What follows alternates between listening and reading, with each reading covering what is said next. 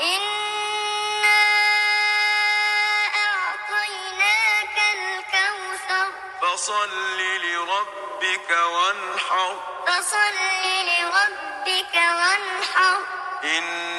شانئك هو الأبتر عليكم ورحمة الله. جروب لازم محمد صراند وغفر الله له وأرحمه. الله جنة ينبا شيخ إنه مسلمون ينبا شيخ إنه مسلمون كرفرون إن شاء الله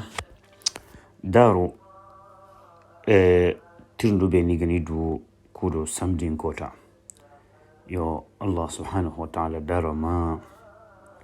فرساكين وي كودو ورا جابين دين كيشوني كوكمو وسوغا تومخombe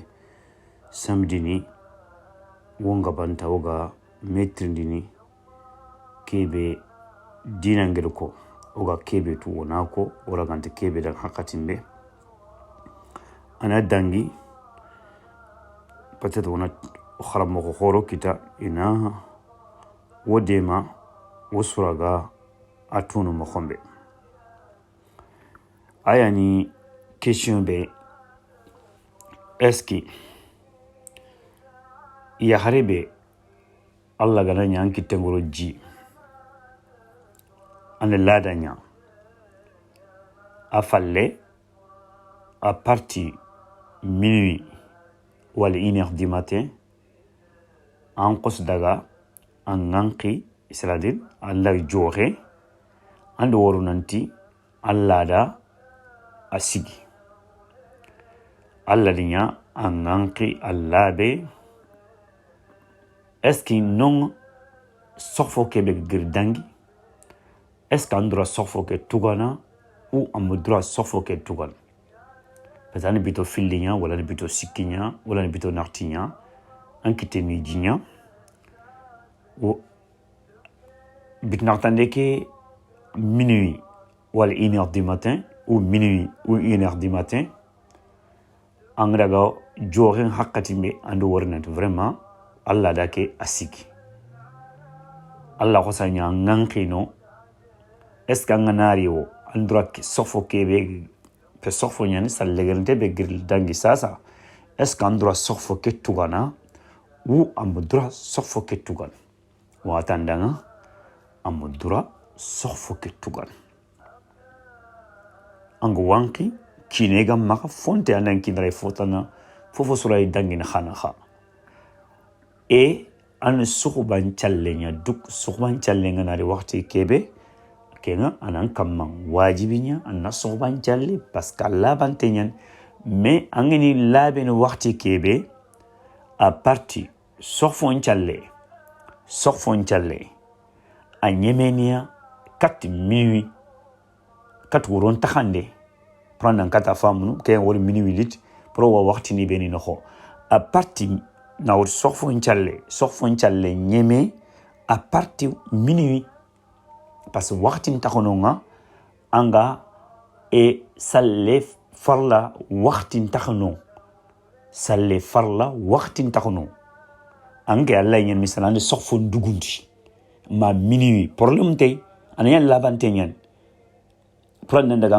angatela tugandindia mais à partir et sokhfon minuit impalle Allah nafilan me farla waqti intinon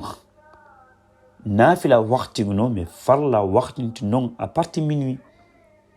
matuma fami quoi mais angana wanki 1h ou minuit angatuna labe andak ken chofo tugan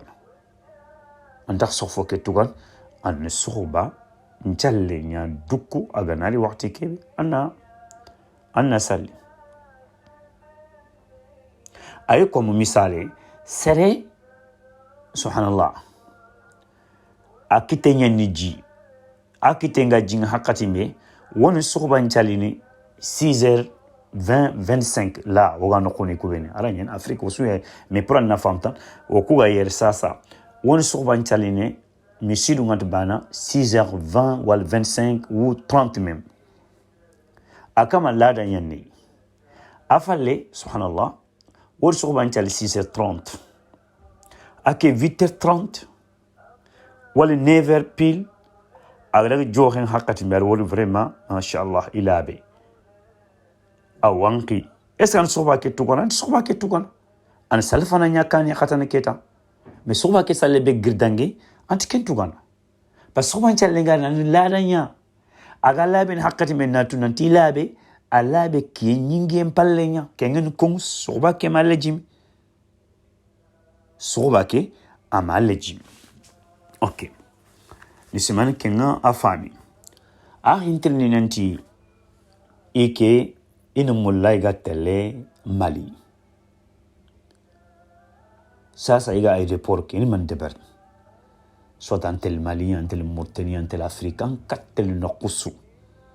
haranga yanga tel al umra nya walla ngatel hijja an kat nyane duna nokusu ngatel la anga bogu an kaake anga daga aéroport walla nga aéroport ke kille nyima an bogu an kaake an tangana aéroport nya buso nya na lag ama buso trin mi nya faga su en gros plan na kata famu ambo gan kake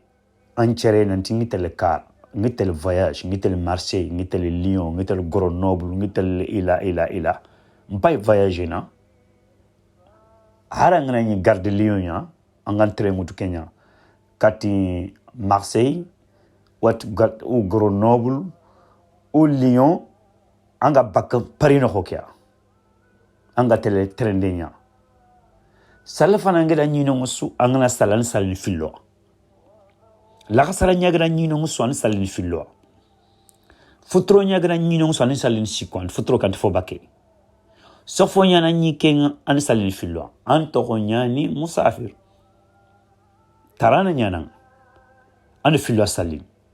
fofo sugen nakhtowa an fillo salin o mugira kono na kharamu be ni dangina tan nabi alayhi salatu wasalam ari sallun timmandi nakto agri Madina agri Makka ni fillo salim salafana na salil fillo ani laksaran chalin fillo ani futron chalin agamo kombe sikko ani sofon chalin fillo ani sofon chalin agamo kombe fillo agrege Madina na Allah gadra kamman tanan chage sofon chalin nakto an chage laksaran chalin nakto an chage salafana chalin nakto ganko ko sage fillo kapi iganya nakto anke enka anga terea anga tengana Lyon Grenoble ou fotan allo antren noko salfana leren kinyi amutu nanti salfana ke lere be anga 2 heures de temps ou 3 heures de temps ngani kinyi ni Lyon wala ngani ke Grenoble wala ngani ke Marseille wala nokutan anina la gasara nyi mo waxti na nyini feke angulo train ke noko hakati kebe anta kunte ke annan salfana chalin anta kunte ke e angar sal al hala sukamma gran tare ki anga tunante voix ke gatanga mo gombe ani kenkite wi anga me kenkite an kata salin mo gosso an ngir sal Allah subhanahu wa ta'ala nam brayin teya an salin filluha ay ko mangani avion ya anga mulan daga kara no kusu anga mulanga avion ya amutu nanti salfana ke danyi vol ke no gonya nganati nan yang su waqti mbaka o nyanke ke dana khanga waqti mbaka kengati salafala nyagina an salina la khasara nyagina an salina ya futrongen an salin volke no khonya gana ngatu nanti lay yankana lay jofeni nokku kanani salafana ngakatin chuntu suntu bakka malaka sarangoro kenta na dugundi Allah dugundi nanga nari hakatimbe anna yankana salafana chal angatu nantu waqtin te bakka khangatu waqtin bakka an chalina agadani al halabe inshallah omugena ko nanti misale pour lero muri taywuni oku franchinko woni wotala waxti gogo sumun kutu 17h30 exemple plan nan kata fam ambogu andaga aéroport ando wosan sumen to fudo mangatele kara alla aéroport ke khavolun décoller 16h30 ou 16h40 ou 16h45 ou 16h pile même anke ngutu nan franchinko okuno sumun kutwa 17h ou 17h30 anke nga volke no anya xenkiye har 17h30 ngana kinya anke mo xawantan chumu kutu parce anke nya xen kiye il faut ma ngana nyang khaya xe gantax kiye hakati kebe annan chumu kutu mais anken tan chumun ko tunanti ayi parce que do francin ko nyan tofu domi il fay 18h nya no ko swati ko fay 18h nya ikundi sumu ko saken kalin chumun ko tankan ke nya khinga kiye anken tan chumun ko manganani anka ya khigan takkin hakati kebe annan chumun ko inshallah mo gi le katray